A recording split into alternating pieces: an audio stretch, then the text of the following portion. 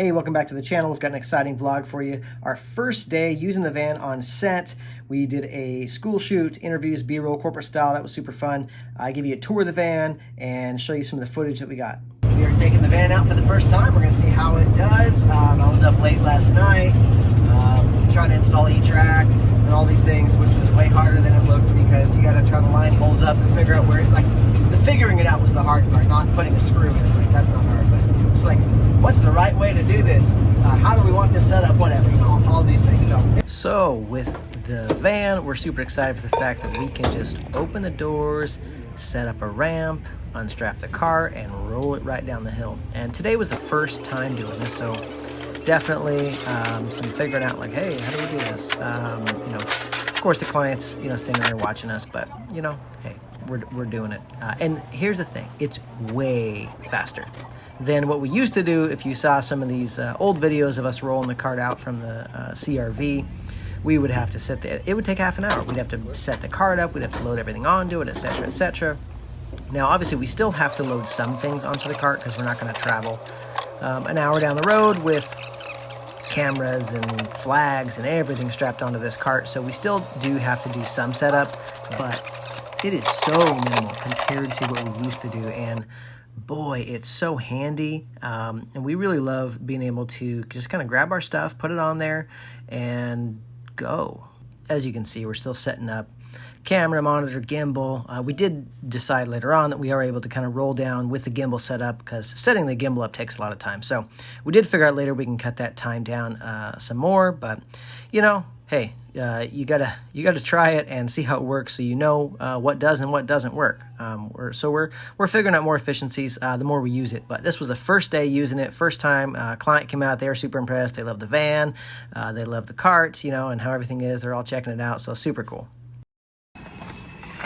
Rolling in again with our cart off the van, a lot faster. Obviously, we got to set up all the junk the first time we get here because we can't, roll an hour down the road on the 65 with all this built on the cart. But now that we're here, between small locations, we can just roll it. So first setup was in the auditorium. We were filming basically a concert band orchestra, and so we had to put up a light and all these things, and we realized we put the light up. We didn't put cameras up first. We put the light up and then got cameras up and then looked at it and went, crap, we should have put the light exactly the opposite of where we put it. So we had to move the light later, but clients were able to watch the monitor as we're shooting, so that was nice for them to be able to kind of see what we were doing. And again, always a lot of setup at the first venue. I was kind of hand-holding. We're shooting on the FX6, FX3 with the Blazer Remus Anamorphics, and I was running around doing the shoulder cam shots on a 65, and Mike was on the 45 doing the gimbal shots. So we were able to get a good variety of stuff. Clients able to watch the monitor, so that's always nice. So there you can see the light in the back where we adjusted that, so we got the look that we wanted. Then we come outside, we do some interviews. So we got to set those up, bring the teacher in, and do some interviews with him. So you can see we got him mic'd up. We were using the cart, producing off the cart. So we had the flag on the cart. We've definitely started having some more problems producing off the cart. So we'll talk about that later. One of the great things about having two of us is not only can we set up fast, but we can also have Mike recording behind the scenes while I'm conducting interviews, which is great for getting extra content. You can see the gimbal there on the cart. So in this case, we've got an Ultra Bounce that we're using to get the negative fill. We're using the black side of that.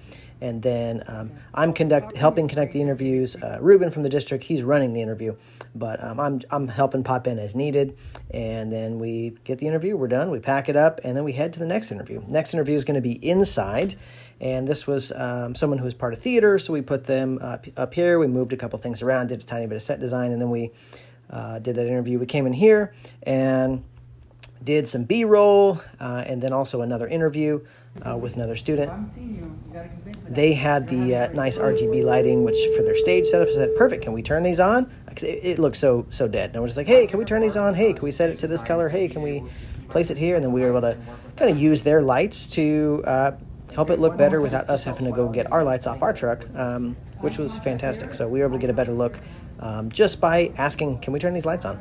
And then we had, of course, had to deal with the flares and try to get the flares placed in the right way, and all this stuff, so it wasn't covering up like his eyeballs or something. But anyways, we got it working at a level that we liked. So it's nice having the monitor. As you can see, that monitor has guides on it, so we can see the 16:9 and the anamorphic, etc., etc. So anyway, there's an interview breaking it down. Gosh, there's so much setup and breakdown on these run and gun shoots, but the reason we do all this work is so that it looks better than a typical videographer run and gun shoot. Here you can see I'm just Hollywooding a tube. Mike's running gimbal, I'm Hollywooding a tube. I'm looking at monitor. We're giving direction. We're helping get the look of things that we need. And of course, I'm trying to go for some nice RGB cool looks, but it just didn't work. So we had to just kind of go standard color. That looked good. Once we got that in where it needed to. But the reason we're using that tube is so we can control where the light is and where the contrast is. Because if we just stick with the ceiling lights, it just doesn't have the look that we want. So by using that tube, which is a softish light, still directional but soft, so we're able to really kind of control the look and quickly, easily, battery powered, get a nice look. Roll for another scene. So there's a whole lot of that. And here Mike is holding the tube because it needed to be a little higher, and he's taller than me. And I wanted to give him a break on his gimbal arms and do a little gimbal shots. Then it's time to load up yet again. And like you and your Reuben plates. Gosh, we love loading in and out of the van compared to loading in and out of the CRV. I thought it would be super fast, like put down the ramp, roll the car up, strap it in, and we're done. But it turns out it's not that fast because we still have flags and silks hanging off the side of the cart. We still got, cameras on the top of the cart. We're not just going to roll down the road with cameras sitting on there. So we figured out, okay, we still have to put the flags away. And then, we got to put the FX6 away because we're not just going to roll off, with the FX6 hanging on there. The gimbal camera, we are able to just throw a strap over it and keep that. And you'll see here, I intentionally made this really hard because I'm dumb. No, I wanted to see what it was like to kind of walk it up, and everyone's like, why aren't you running? It's because I wanted to see what it was like. And it's like, okay, this is doable. Obviously way easier to get it up with a running start, but I just kind of wanted to see how ridiculous it was, of course, in front of everyone. Ruben's like grabbing, trying to help push it up. It's like, okay, thank you. Yes, I'm sure I looked horribly puny doing that because I did, because I can see the video. But anyway, it was nice to be able to just put everything in the cart and, be able to just go. So the more we do it, the faster we're getting, just like with anything. Put the ramp down and all that. So, okay, I'll say this about a big van, because this is the 3500 extended wheelbase with the with the extra extension. So it's like 13 and a half feet on the inside of the cargo area. We really need 2 parking spots back to back in order to park and put the ramp and get something down. So we're definitely figuring out the parking with it. It is large, but it's worth it to be able to do that. So we definitely just have to pay attention to where we park to make sure not only do we have room for the actual van, but we have room for the ramp and the cart to come off the ramp, and then room to get the cart back up the ramp. So we have to keep an eye on the parking situation with this. We do have some cones. I haven't used them yet, but we may need to get into using those cones in order to do that. So here you can see us building up the walls of Jericho, putting these flags on the side. Here's Mike pushing our walled contraption. Hi there. So yeah, it's interesting. I was really hoping we could get all of the flags on one side, so it was just kind of like the back of the cart. But it's turning out that we're putting them on all sides. So here in this interview, you can see that we're kind of making the best of what we had to work with in this room. We've got light shooting through a silk, and then we had some bounce that Mike is just Hollywooding, because why not Hollywood it? And then we throw a tube light in the back on top of that little thing. You can probably barely see it. It just kind of looks like it's something that belongs in the scene. You could actually see it in the frame, and we were like, hey, it's fine. Then we had to get a few B-roll shots of some students in the classroom and the teacher teaching. So that was pretty quick and easy. It was such a big scene. It's not like we could really do anything to light because, again, this is still kind of run and gun. So we got the B-roll, and we were done and out of it. So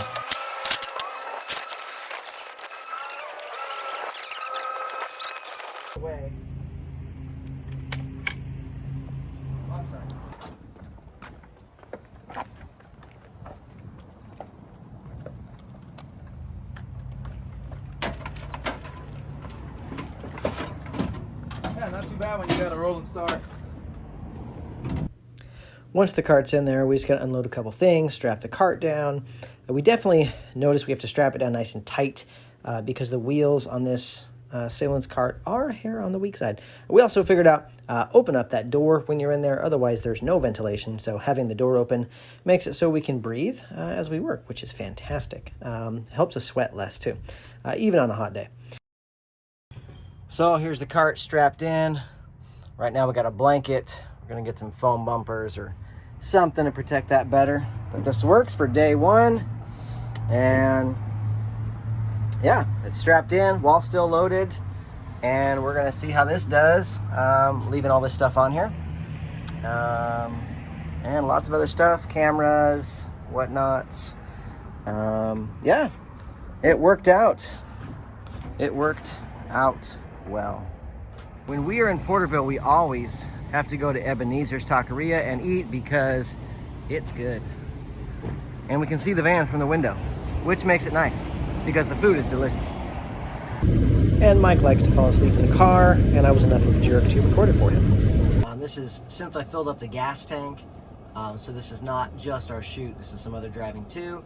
But you can kind of see the gas mileage is not amazing by any means. Used up good part of a half tank, a little over a third of a tank on this job.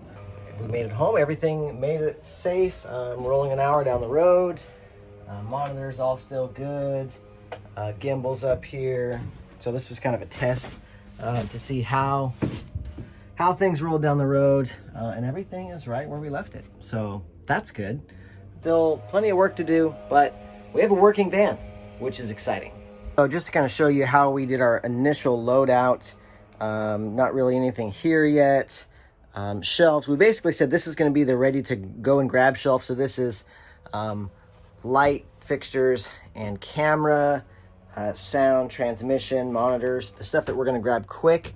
The stuff back here is all the things that we will use less. I'll flick that light back on. It's a little dark in here. And then back here, we've got all of our other grip stuff and things we use less often, tools and whatnot. Still got to finish loading it out. But the cart works.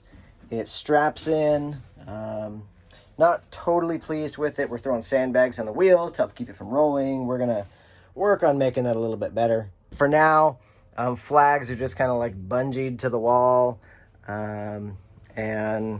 I didn't load all of our stands in because we didn't need them for this shoot, and I hadn't really figured out how I wanted it. So for now, we just got some stands on the E-Track I put in late last night. We have way more room than we did in my little CRV. So we are excited. Bag. We've got the FX6 fully rigged, FX3 gimbal camera kind of sitting in another pocket. So we're able to have all this out. The only thing we have to do is we have to take the side handle off. So that goes in separate, in one of the pockets. But other than that, this thing is fully rigged, We do take the monitor off also. We just slip it in the side, just so it doesn't get messed up and banged around. Space for a few more goodies back here. All the kind of grip stuff I threw in a little bag so it didn't scratch everything else. And then we've got more goodies in the side bags. Extra cables and audio stuff. Handle, blower, lots of goodies squished in various places. And also based on some of the advice and comments we've gotten from some of you guys, I know Mike and I have been putting out videos about the van and the gear and asking, for tips and your thoughts on things, on how to organize things, how to secure things, how to keep things safe, all that good stuff. We did pick up some air tags, and so I hid multiple air tags in the van. So when we bought the van, they had the brackets for a slick lock on the rear door installed. They also had a key for a slick lock. And we're like, that's great. Do we have a slick lock? And they're like, nope, we don't have it. We don't know where it is. And so we thought we did not have a slick lock. As I was cleaning out the van, I found the slick lock. Pretty slick, right? I had actually already ordered slick locks for both the side door and the rear door. But you know what? I'm just going to send those back because we can put that money into something else. It's all about time. There's nothing, no lock, nothing will secure it for real. That's why we pray. We just say, Lord, protect the van, please, and all of our stuff. Because I can't put my faith and security in a lock. There is no lock that's unpickable. There's no lock that's unbreakable, uncuttable. There just is no answer. So all we can do is take reasonable measures. Something like a slick lock will slow them down. I totally forgot to turn this light back off. So now I will have a battery. Next time I'm going to start the car. Random. These are called spaghetti squash. We grow them in our garden. And instead of eating noodles with our spaghetti, you cook these, and when you shred them, it's like noodles. And then you have, you know, your meat sauce and all your other yummy stuff that you make, and then you use this in place of noodles. It's delicious. And we're growing a watermelon too. We're excited. We actually didn't know we planted a watermelon because we do composting, and we throw a lot of seeds, you know, from stuff that we eat in the compost, and then we get surprise things that grow in our garden, like the spaghetti squash. And this watermelon, our kids, you know, were like, hey, that looks like a watermelon. And we're like, you know, it kind of does, when it was way smaller. And then we're like, it is a watermelon. So we're excited to try this watermelon out and see if it's any good. Okay, now to dump footage. The Blazar Remus Anamorphics for this project.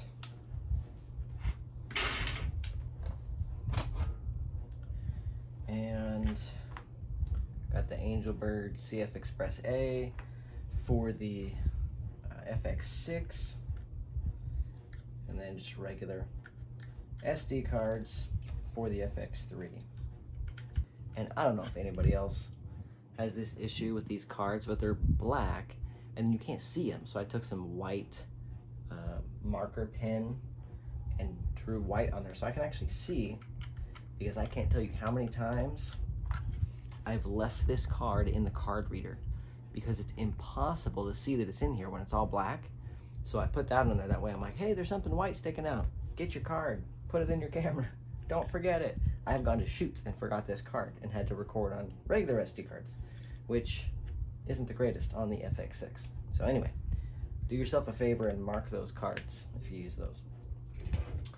I also like to just always come in here and spot check a few things, and we shot this anamorphic so it's all squeezed and in log, but I just like to double check, you know, a few of these files and just kind of spot check and be like, okay, here we got something, okay, these kind of turned out, and just do a really fast check.